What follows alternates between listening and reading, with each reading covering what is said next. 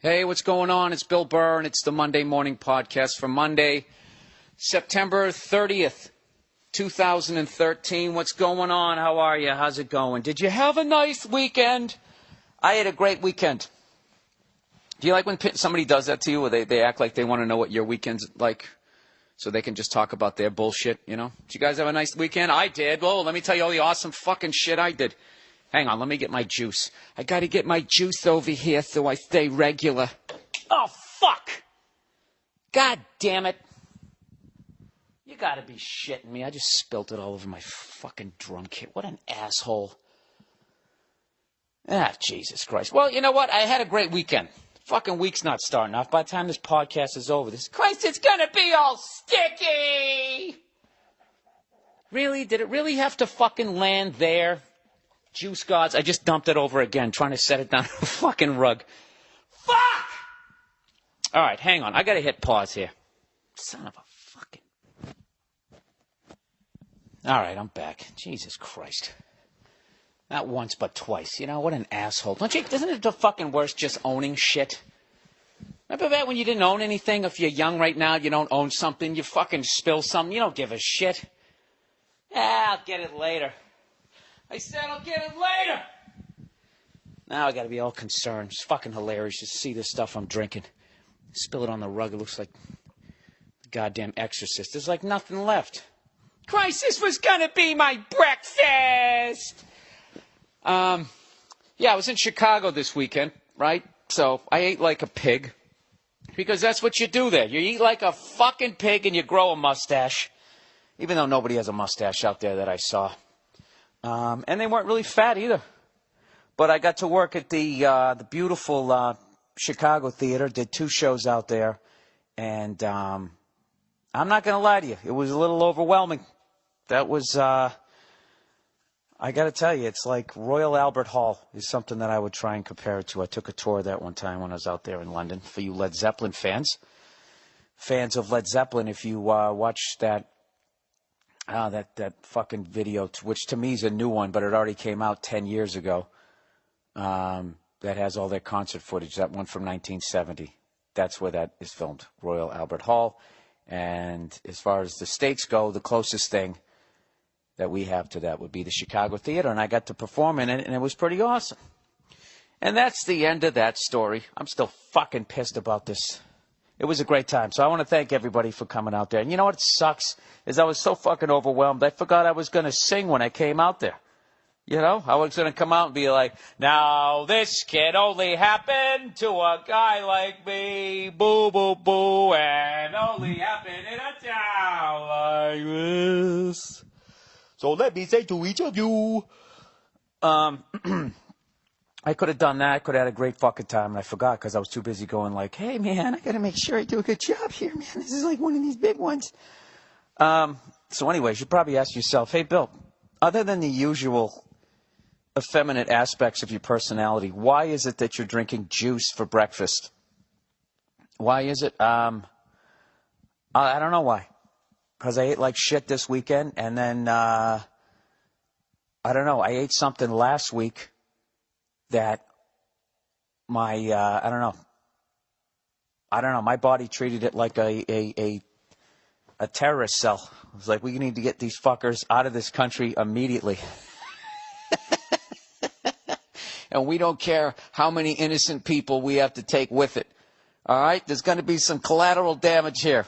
Okay? Everything in this sector has to go. But we didn't. I said, get out of here. All right? For like 4 hours last week.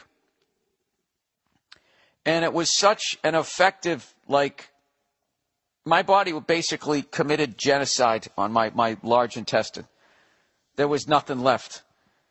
Okay? So, like 3 days later, I don't want to get all graphic here. 3 days later, you know, they basically, other than, I'll try to say this as nicely as possible, other than watching a game, there was really, or if I was tired, there was no reason for red face here to have to sit down, if you know what I mean, for like 3 straight days. So now I think like, well, wait a minute. So what happened? So now have I gone the other way?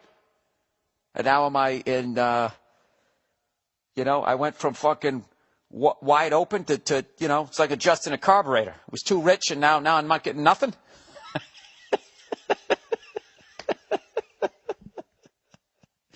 I got the choke pulled all the way out here. Is that what the fuck's going on here? I got no air down there. So I'm freaking out, and I'm like, I've been fucking eating salads trying to, So I talked to this doctor, and he goes, and the guy just broke the thing down. He goes, all right, so what happened? I was like, well, 4 days ago. It's so funny when you have to call a doctor about that. Like, how do you eloquently say, like, yeah, listen, man, I haven't, shit in 4 days. Is that a bad thing? And they just handle it like a champ. All right, well, what happened to you 5 days ago? I was shitting my brains out for 4 hours. It was like the dot-com boom, and everybody thought it was going to last forever, and the bubble burst. Now it's nothing. So he's like, well, you having any abdominal pain? Do you running a fever? I'm like, nope. And I'm like, well, he goes, what have you been eating? I go, I've been eating salads. He goes, all right, well, you probably don't want to do that. You don't need any more roughage. You want something else.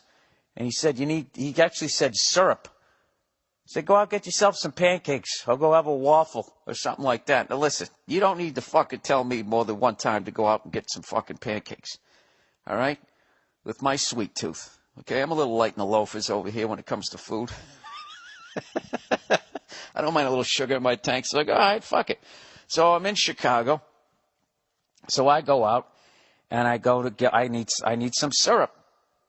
All right? So I can't go down to the front desk and say, hey, listen, I need some syrup because, the oboe's not playing any music anymore, if you know what I mean there. And I don't even know if that even made sense. Whatever, I'm running out of metaphors here, not saying I'm having shit. So, I don't know. I just asked that cunt on my phone where the nearest diner is. She's like, I found 47 locations. And then just, carpet bombs the screen.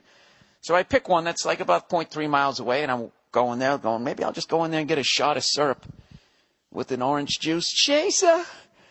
And I said, no, fuck it, I'll get some French toast. So anyways, I'm down near the Chicago Theater, and there's this weird part of the city where there's like a city underneath the city. I don't get it. So I'm walking over towards it, and, the phone isn't three-dimensional, so it's saying right there, but it's actually one level down. It almost looked like Blade Runner. So I'm sitting there, of course, cursing up a storm around children and families, of course, going, fucking stupid-ass fucking phone. Remember back in the fucking day, you just asked somebody, where the fuck's the diner? And they'd be like, oh, it's there, but it's downstairs, so you got to walk down here. As opposed to this cunt just going, oh, it's right over here. Make a left, do this. Siri doesn't care. Siri, whatever fucking, she doesn't give a shit if you fall. If rappelling is involved, she doesn't give a fuck. All right? That's not her fault. She's only as smart as the man that made her. So anyways, I find the stairs. I'm flipping out, of course, there's stairs. I go down the goddamn stairs. So I walk in, and I don't know, I order some French toast. And you would think, it would be the French toast would be the size of sandwich bread, like it is in most places. But this is the Midwest, particularly, I say that right, particularly Chicago. And I swear to God, the French toast shows up, and it looks like, it'd be like if they decided, how big should the French toast be? And it'd be like, hey, does anybody have one of Bubba Smith's old fucking cleats? Let's just stick that in the batter and trace it, and that'll be how big the fucking bread should be. Can you trace shit in batter? Well, I guess you can if it's thick enough. Oh, yeah, let's trace the bread around. I'm just saying it was fucking huge. And then they gave me 2 slices, his left and right foot, with powdered sugar. And I ordered an egg over easy on the side, because I like eggs. And I got to tell you something, man. I went to this place called Eggies. All right? Terrible fucking name. Hey, let's go over to fucking Eggies. Doesn't that sound like they're going to be runny? I got to tell you, the greatest egg over easy I ever had in my life. The yolk was easy. Hey, take it easy. Take it easy. The yolk was fucking easy, but the white part of the egg was, the areola of the egg was fucking solid. I don't know how they did it. I was like, maybe they had the heat real high. So right before the fucking yolk gets solid, the white part gets all hard, and then they slip it out. I have no idea, but it was fucking delicious. And I'm one of those guys, I need a piece of toast. if I'm going to have an egg, and I didn't have toast, and it was still delicious. Still delicious. And then I ate one of the French toast things, and I left the other cleat to the French Toast Hall of Fame. All right? And wouldn't you know, 3 hours later, okay, old Billy was making music out the other end again. And that's the end of my giant shit story. All right, this is the Monday Morning Podcast, everybody. So there's one for you. If you ever shit your fucking brains out, and and you're still eating well the next few days and you haven't gone, go get yourself a shot of syrup with an orange juice chaser. All right? And you're going to be right as rain. Okay? Now, granted, after 4 days, roadkill is coming out of your... This is disgusting. All right, let me get a shot of juice here. Oh, that's the good stuff. So anyways, what else do I want to talk about? Oh, last night. Hey, Breaking Bad is over. I don't want to be the 9 millionth person to talk about it, but Jesus Christ. Wasn't that a great ending? I loved it. I thought they stuck the landing. I'm not going to ruin it for everybody because everybody's, well, I'm only on season 2. It's been out for 6 years. Jesus, I don't know. You know what? I've never watched an episode of Lost. Have you seen Lost? No, I haven't. Every time I put it on, it's that guy with the giant head and the Palomalu haircut, and I can't figure out what the fuck's going on. And then the captain from Star Trek is being evil. That's all I know that goes on that show. So I have empathy, so I'm not going to say anything, but it was great. It was a great fucking time getting to be on that show. And, fuck. I mean, there's no way to talk about it unless somebody saw the show. Why the hell did I bring it up? Anyways. So there you go. This show's over. And I am unemployed as an actor again. And that is why you are my shit. No, that's why I would never stop doing stand-up, even if I didn't love it, is because trying to be a working actor is that difficult, that you can be on something that great and then it just fucking ends and it's over. Like stand-up, that doesn't happen. Like if I was doing stand-up at the level of Breaking Bad, there wouldn't be like, okay, and this is your final stand-up gig, and then it drops off again, and I go right down to ground zero and have to look for more stand-up gigs and like prove myself all over again. I've often wondered, like, what's the hardest?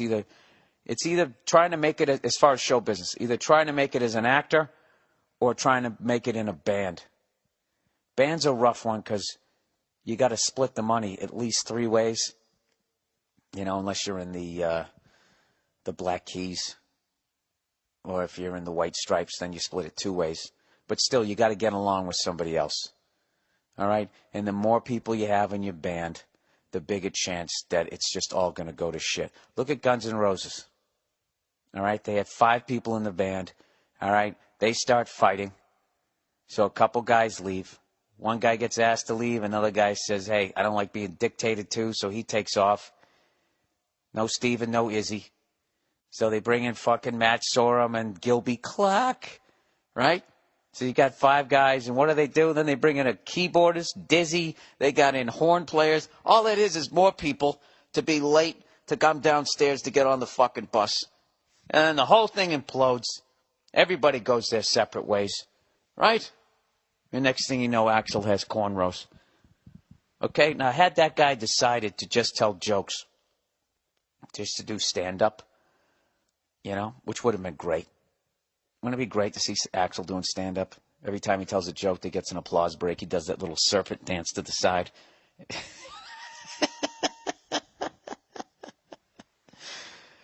I'm really trying to think of a joke that ends with sha-na-na-na-na, where he could fucking, I don't know.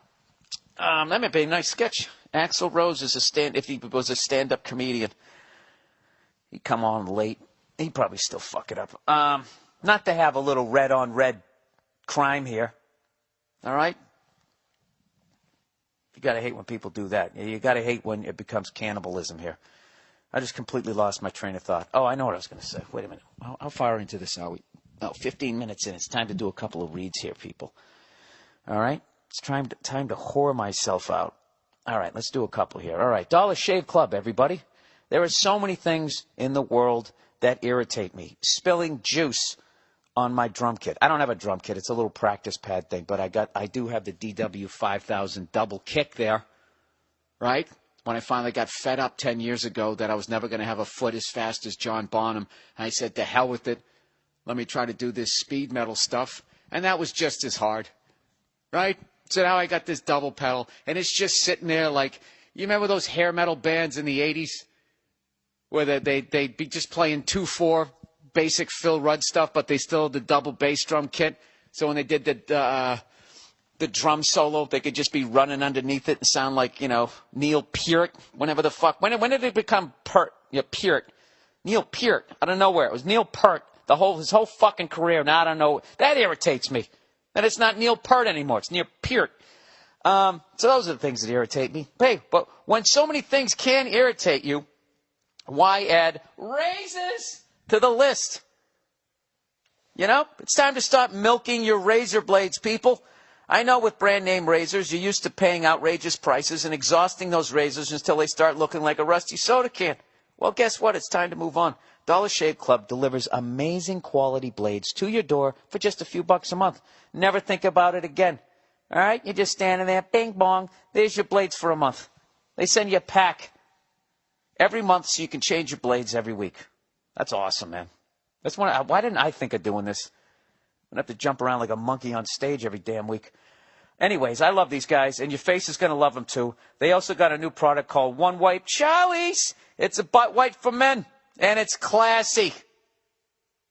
All right, as opposed to that low-class toilet paper just hanging around, One Wipe Charlie. Get in, get out. All right, the Harvey Keitel, the cleaner, if you will, of toilet paper. Okay, check out the video for that. Sign up for your razors today. Go to dollarshaveclub.com/Burr. That's dollarshaveclub.com/Burr. Or go to billburr.com and click on the Dollar Shave Club banner. I almost made it through it. You know what a One Wipe Charlie is? That's basically America slowly admitting that the French got it right with the bidet. Okay, what we're doing over here with toilet paper is ridiculous. I'm telling you, if you ever get into a hotel and there's a bidet, make yourself take this is just a big shit podcast. I'm telling you, you got to use one, and you'll be like, what the hell have I been doing, with my life? Although I maintain that French people are still more stinky than we are because they don't use deodorant. And who's kidding who? When you have a question in class, you don't spread your ass cheek. All right? I think everyone can agree you raise your arm. All right? All right. Hulu Plus, everybody. You've probably tried Hulu.com. Now with Hulu Plus, you can watch your favorite shows anytime, anywhere. Hulu Plus lets you watch thousands of hit TV shows and a selection of acclaimed movies on your television or on the go with your smartphone or tablet. And it streams all of this stuff in HD for the best viewing experience possible. With Hulu Plus, you can watch your favorite current TV shows like Saturday Night Live, Community, Family Guy, what else? Breaking Bad. You can get all caught up. You can probably watch Lost if you wanted to. You can also check out exclusive content, including Hulu originals like The Awesomes, starring SNL's Seth Meyers, and Moonboy, starring Chris O'Dowd from Bridesmaids. Hulu Plus also offers a great selection of acclaimed films for only $7.99 a month. You can't beat that. You can stream as many TV shows and movies as you want, wherever you want. Right now, you can try Hulu Plus free for 2 weeks when you go to huluplus.com/Bill. That's a special offer for my listeners. I love that line. For my listeners, not yours, mine. Make sure you use huluplus.com/Bill so you get the extended free trial. And then they'll know that we sent you. And they'll realize that this is working. Go to huluplus.com/Bill now or click the Hulu Plus banner on the podcast page at billburr.com. All right. Now, wasn't that nice? Wasn't that nice and painless? All right. Here's what a cunt I am. And we learned last week that I'm a real cunt. All right. I'm the real deal. All right. If you tip me over, you're going to see the cunt stamp of approval right on my left butt cheek because I'm a lefty. Sort of. I'm also a righty. I'm all over the map. God damn it. This fucking juice is delicious. Kale, celery, green apple, coriander. The fuck is that? Parsley and lime. What the hell's coriander? Well, that can't be a spice. Can't get any juice out of a spice. That's the dandruff of food. Spices, right? Anybody ever put dandruff in an omelet? Prisoner of war. Oh, it's disgusting. Let's You use dandruff as powdered sugar as you put it on like a wood shingle pretending it was French toast. That's like some Greatest Generation shit. And they did it, and then they never talked about it. And then subconsciously took it out on their kids. And then you got the baby boom generation. Bunch of fucking crybabies.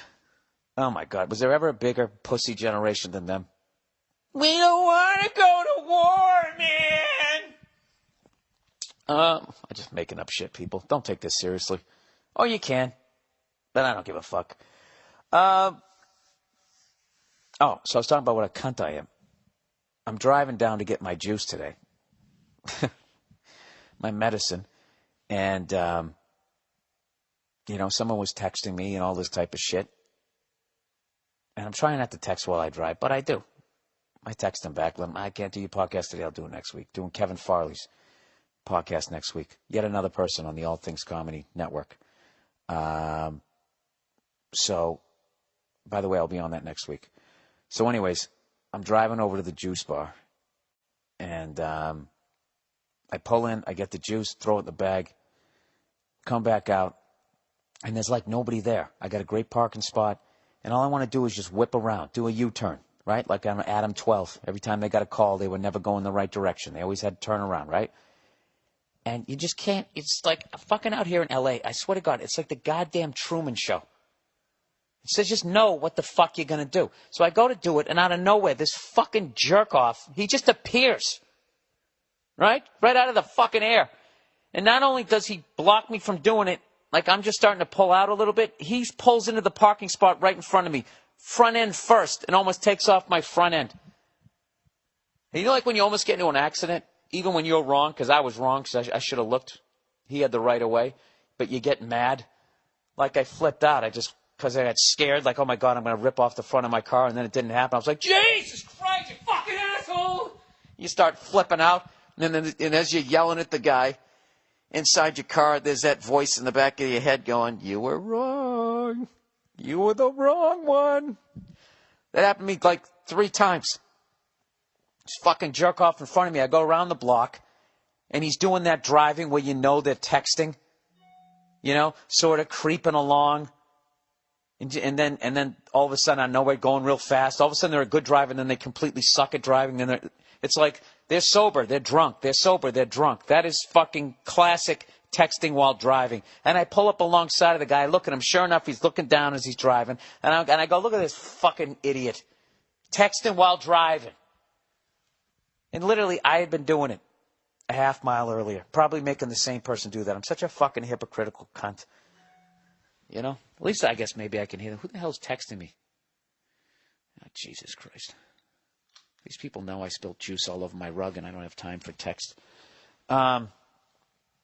Anyway, so I don't even know if I even said it. I want to thank everybody who came out to the Chicago Theater this weekend. That was an unbelievable experience. And I definitely took a lot of photos, took a lot of video, because that's one of those things where you're doing it and you're like, am I ever going to get to do this again? It was insane. And if you ever get a chance to go to Chicago, here's a great little weekend trip for those of you who don't live there. And Chicago is basically, I know it's a little more East Coast, but essentially it's no more than a 4-hour flight for anybody in the lower 48 here. If your favorite band is playing there, that would be a great weekend. Go in there, see your favorite band at the Chicago Theater, and then hang out and eat their awesome heart attack food, which I didn't even get a chance to do because of the earlier story. And also I flew in that day. What the fuck. I should have taken the weekend there, but I'm too busy. I'm going right back out this weekend. The El Paso gig, people, is happening, trying to happen again for the 3rd fucking time. I've already lost 2 fans for life because of this gig. But I am determined. That I'm going to make this thing happen. And the gig is on Wednesday. And last time it was going to be Paul Verzi, who was going to open for me. He's busy. This time around, I'm bringing the Rose Bowl Tailgate King. All right? The Sinatra of our Rose Bowl Tailgate. Joe Bartnick is coming out. And this guy is one of my favorite people and one of the funniest people I've ever met in my life. He's funny when he's trying to be funny, and he's funny even when he's not trying to be funny. He's a total fucking original. Really, he just lives by his own code. He's just, he's fucking awesome, man. He's a throwback to a different era. So he's going to be coming out there. I'm actually, believe it or not, I'm going to drive out there. That's how beautiful the drive from El Paso to San Antonio was. I got to see the rest of this.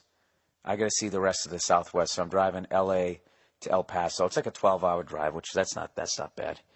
You know, you just break it up. But I'm timing it where I'm going to be out in the desert as the sun's going down. Look at me, drinking juice, trying to see a sunset, right? Am I evolving as a man, or am I going to start going on stage like Duran Duran, wearing a little bit of makeup? That wouldn't be bad, right? A little eyeliner. What would you guys do if I went that direction? And I stopped talking about sports. I went that direction, and then all of a sudden, everybody was saying that I was ripping off Eddie Izzard. There's a left turn, you know, or Bryan Adams. After, you know, he came out and he was wearing the jean jacket, looking like the guy that might have some weed. And then all of a sudden he decided I can't, you know, he became more poppy. Everything I do, I do it for you. Oh, that's one of the saddest fucking songs ever. Just completely lost in a relationship. You've completely, you know his friends.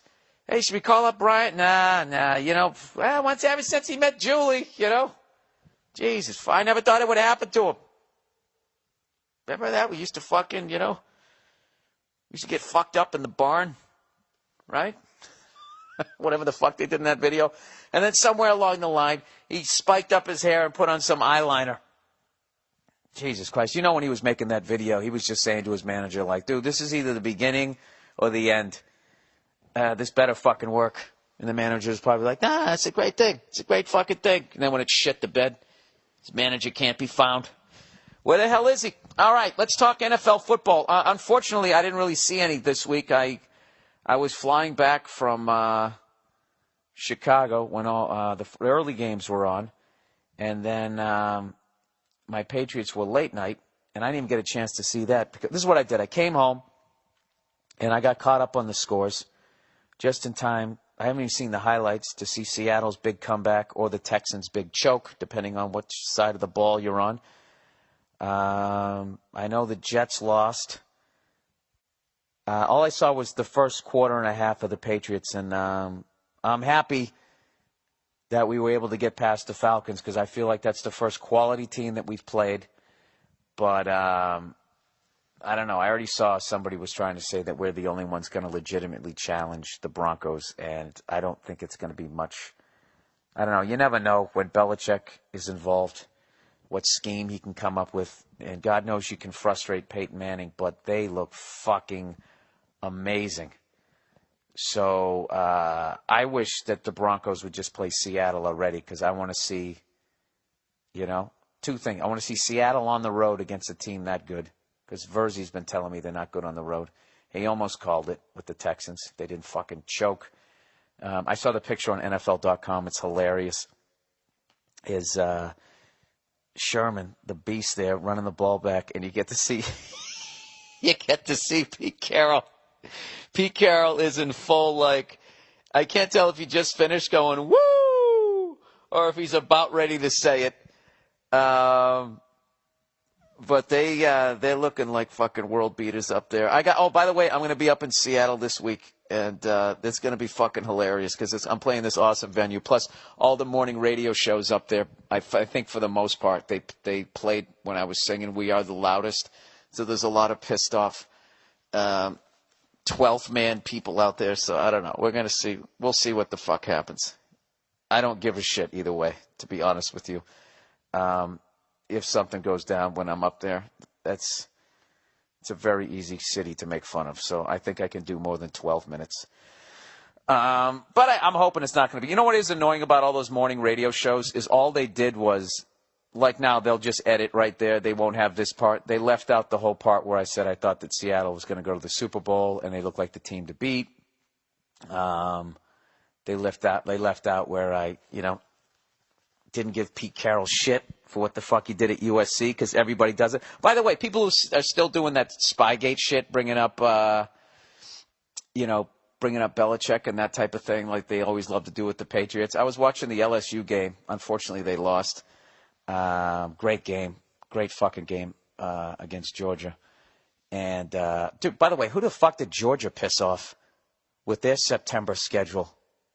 Jesus Christ. Clemson, LSU, and there was somebody else highly ranked that they played. I forget who. But anyways, in the middle of the game, like, both coaches, when they're talking, they're covering their mouths. They're covering their lips as they're talking. Like they're in casino. And the announcers even go, well, they must have got word there's something going on. Everybody fucking does it. It's so fucking ridiculous. One of those Seattle fans was giving me shit. Was talking, because I made fun of their team, was sitting there talking about, Belichick being a cheater. It's like, dude, did you see what fucking Pete Carroll did down at USC? What the fuck he was doing? I don't give him grief about it because everybody was doing it. But, I mean, come on. Right as the guillotine right as that was coming down, he fucking slips out of town. Left all those kids high and dry with their scholarships and some no-name coach who I think just got fired. How psyched are the Tennessee fans watching the fact that it didn't work out there? That's another shout-out to Knoxville. Jesus, I'm going to go there one day, and they're going to give me the key to this city. I wonder what it looks like, Am I going to do a redneck joke here? I don't have one. Let's plow ahead here, everybody.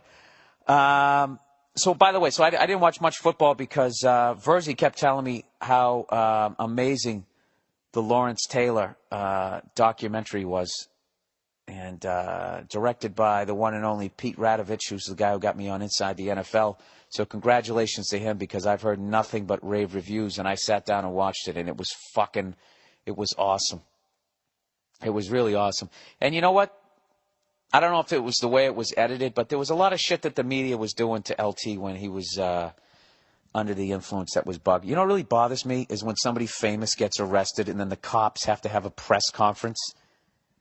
Why do they have to have a press conference? Why do they have to come out there with like 20 microphones and everybody taking pictures and the stupid police chief comes out?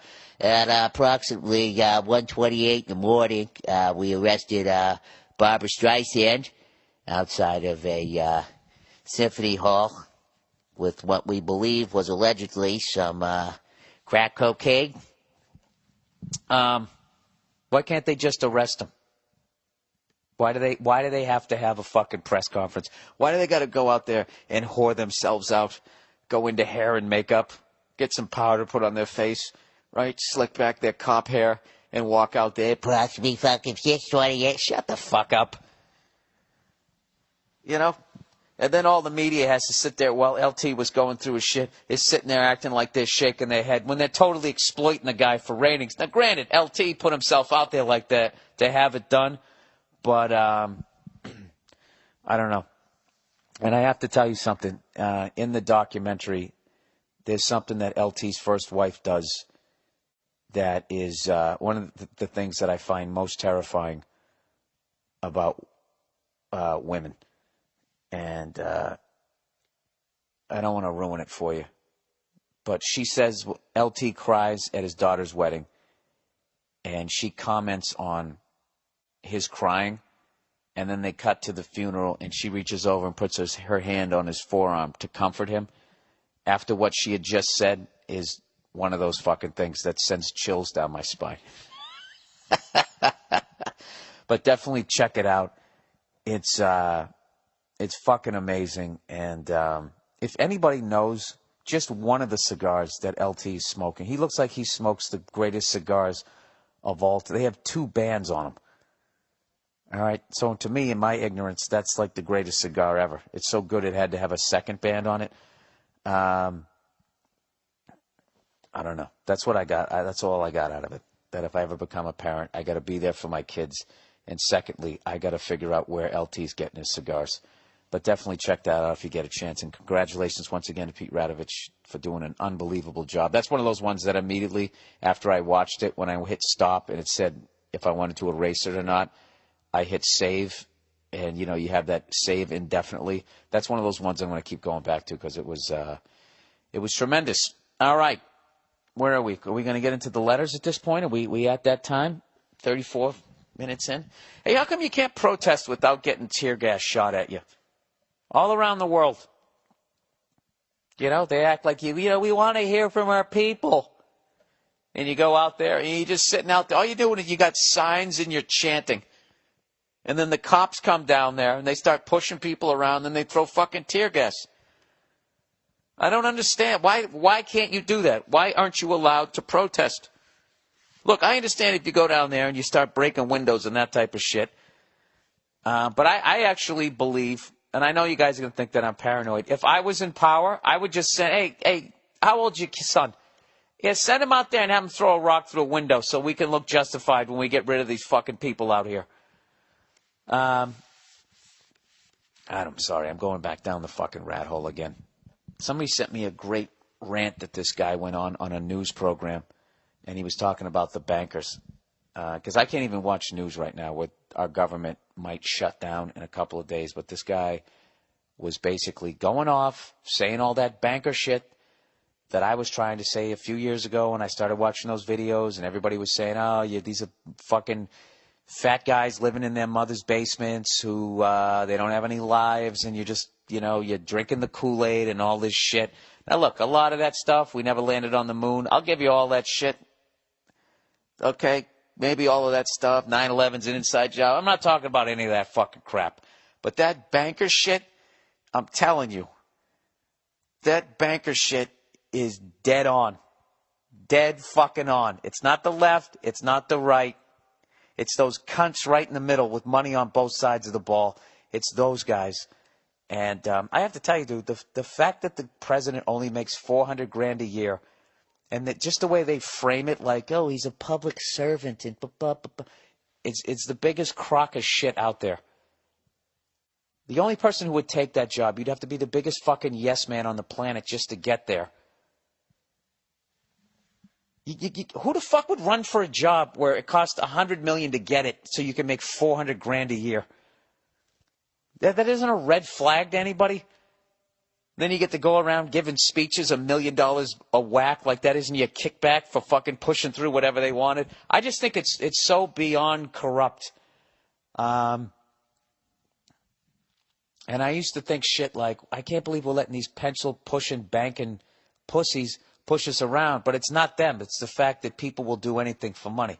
So when you have that kind of money, you can hire psychos. And,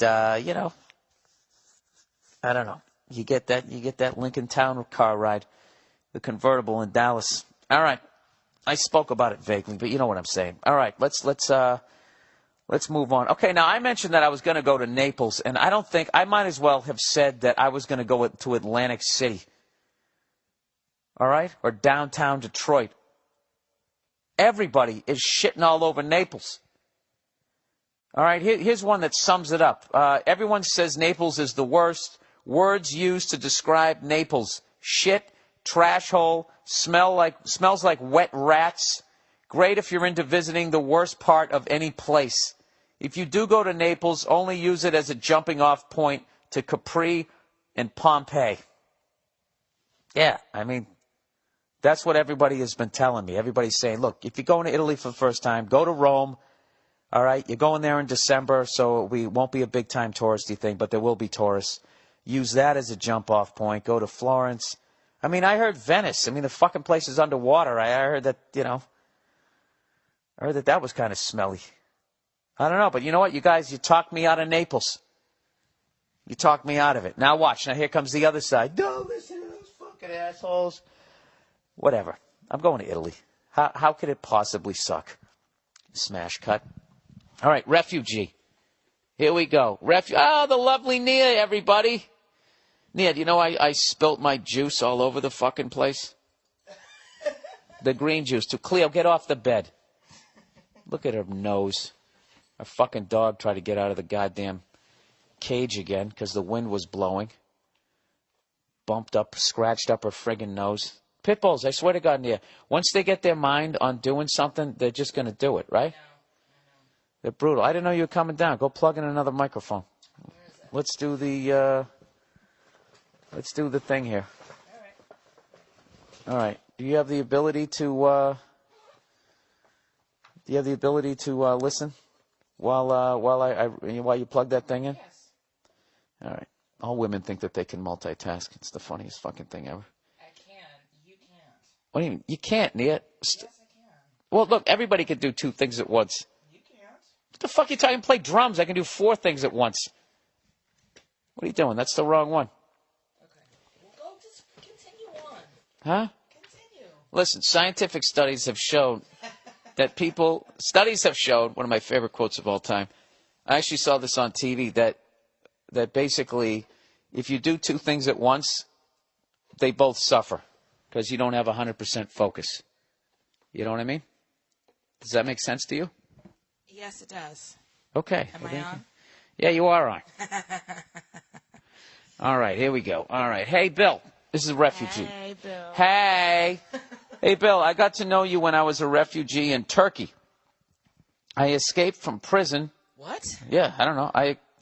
Listen, everybody's got the internet, man. You're the #1 podcast for refugees. Refugees in Turkey. Yeah, this sounds like the beginning of a movie. I don't know if I'm going to believe this. Let's see if this is true. I got to know you when I was a refugee in Turkey. I escaped from a prison sentence for my political activities in the university in Iran. Jesus Christ, dude. Somebody's got to get this guy in touch with Ben Affleck. This sounds like a movie. And he can play him. Yeah. No shade. I'm Tony. No shade, Ben. No shade. Hi, I'm Tony Mendez. That was fucking hilarious. And then when you saw the real Tony Mendez and he looked like Freddie Fender, Lord. that was one of the funniest.